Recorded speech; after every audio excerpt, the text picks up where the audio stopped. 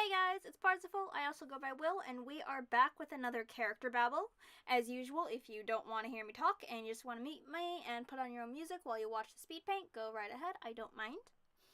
Um, to start, in terms of the art itself, I'm just doing a reference off of a old sketch that I found from I have no idea how many years ago. It looks like something, maybe a year and a half, considering it has a white background. And I have been using gray backgrounds in my Photoshop for quite a while now.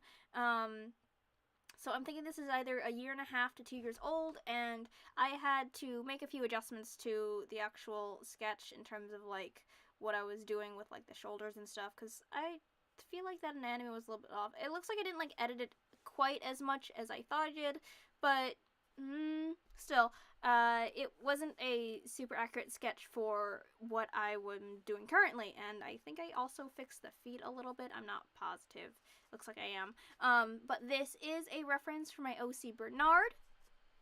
He also goes by Bernie or BB, and his full name is Bernard Bailey Va. He is a Geist, and generally what that means varies depending on what story I put him in. I have a new story for him that I'm working on right now where he is an escaped soul from hell, but generally the concept that he usually sticks to is he is a spirit who was in hell, and he escaped hell by making a contract with someone living and granting them power in exchange for him possessing them, and they have to at some point fulfill their end of the bargain with him.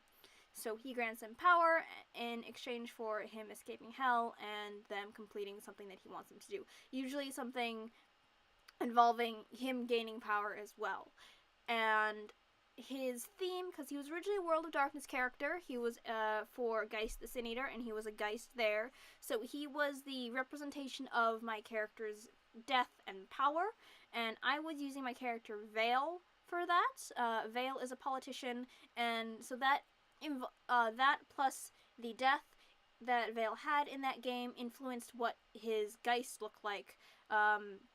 So the Geist that I chose was a flaming effigy, which is why Bernard is on fire and made of stitches, because a flaming effigy is like a puppet or a scarecrow type creature that is filled with stuffing, and people burn in protest of political figures. And so I made Bernard a flaming effigy since Vale is a politician, and he died in a fire. And I thought that was pretty fun and appropriate, and I made Bernard a old-fashioned flaming effigy, and he used to be a person, and we found that out later in the game. So I figured out that he was a old corrupt politician who died in the fire of 1804 in the burning of Washington, I believe. 1804. And he ended up becoming a Geist because he had extremely strong feelings of vengeance and being left behind, and therefore he wanted revenge and stuff like that. And the anger and stuff fueled in him made him a restless ghost and stuff like that. And so that fit along with Vale, who wanted power as well. And in the Sin Eater game, what happened was that the thing Vale did for Bernard especially is that he and Bernard took down another Sin Eater whose Geist was actually an Archangel. Archangel Michael, who had a flaming sword, and that boosted Bernard's fire powers and gave him a lot of like strength and powers, and so Vale granted him power through that. So that's sort of Bernard's concept in general. An origin story, he is a 1770s to like 1800s flaming politician who was burned in effigy, and he's themed after Vale, who died in a fire, etc., etc. So he is almost quite literally like a representation of the bad stuff that can happen to politicians, and what can happen to corrupt politicians as well as like regular politicians, but like that was not thematic stuff. This flaming background was a little bit different for me because I'm not really used to doing like lineless backgrounds, but I didn't want to put like lines around the fire. But I also had to make sure that he was on fire because that is legitimately part of like his theme. You can see in his reference images, I don't have the stitches that he has over his mouth in this reference image, but that's because it really depends on whether I'm drawing Bernard in his actual like physical Geist form or whether I'm drawing Bernard as a spirit, and that will vary depending on what I'm working with. But Bernard's like Geist form generally has stitches over his mouth because he's a puppet doll. He is made of a sack of flammable material.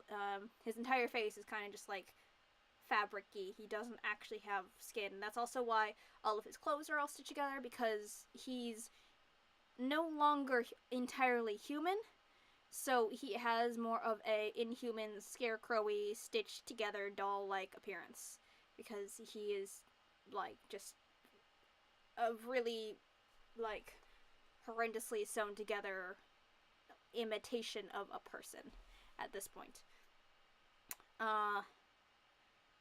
He, in the current story I'm working with, he is a soul who has escaped hell for the same reasons, same methods. He made a deal with someone and escaped hell, and the psychopomps, aka the people who were the spirits who ferry souls to hell, have sent another psychopomp, Virgil, named after Virgil from the from Dante's Inferno, which I believe it's the like Dante's dramatic comedy or something like that. The 3-act thing, and Dante's Inferno has a character named Virgil in it. Virgil is a guide to the afterlife, or rather specifically through hell and purgatory.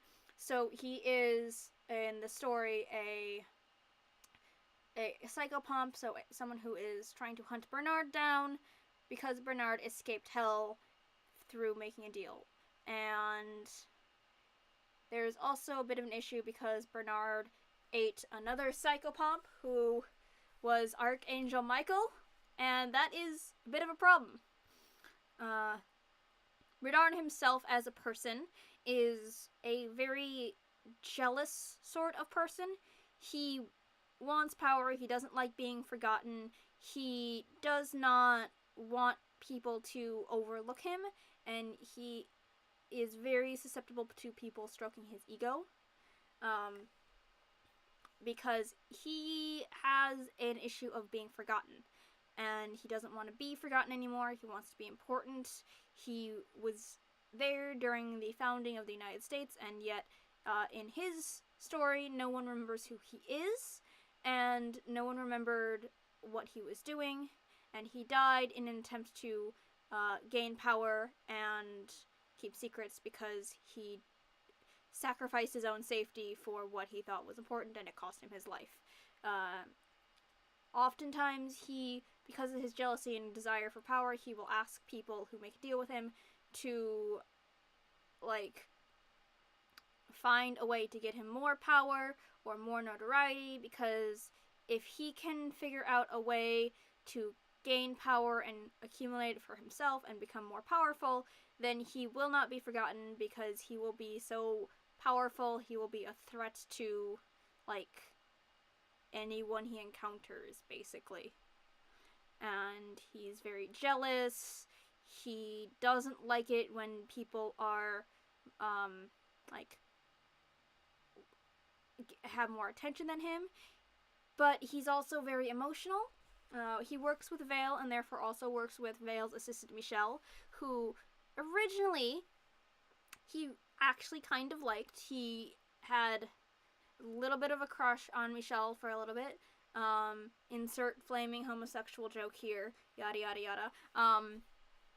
And he liked Michelle until Michelle became an issue and was getting more attention from Vale, and then all of that, like, affection for Michelle turned into bitter hatred, because why didn't Bernard get that attention?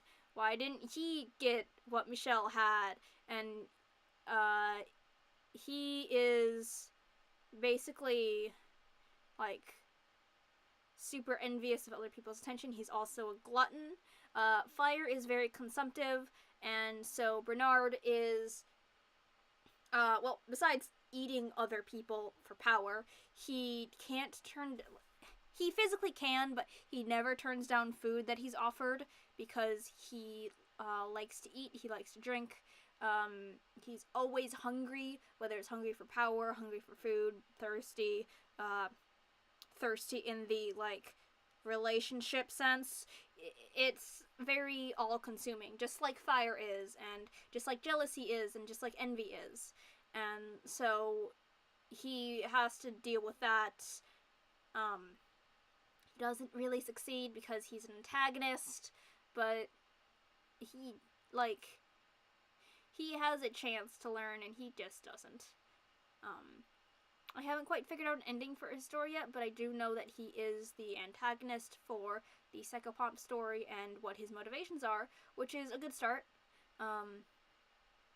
Generally, in the past, when he has been neutralized as an antagonist, it's because he's been captured by someone who is, who takes advantage of the fact that he wants power and then traps him in a situation where it depowers him because he agreed to go somewhere with them for power and ended up with none. But that is the sort of rough draft of that ending. I don't think it works as well with the gluttony sin that he sort of embodies, and so I want to figure out something slightly better for that. But we'll see how it goes. He's a really fun character that I've had around for a while, and he is one of the first NPCs that just kind of stuck around for me, and I'm really, really happy to have him because I think he's super fun. Even if his design, I feel, is a little bit basic for what I'm used to, but you know what? It's fine. But yeah, thank you for sticking around for this, and I will send you guys to the outro.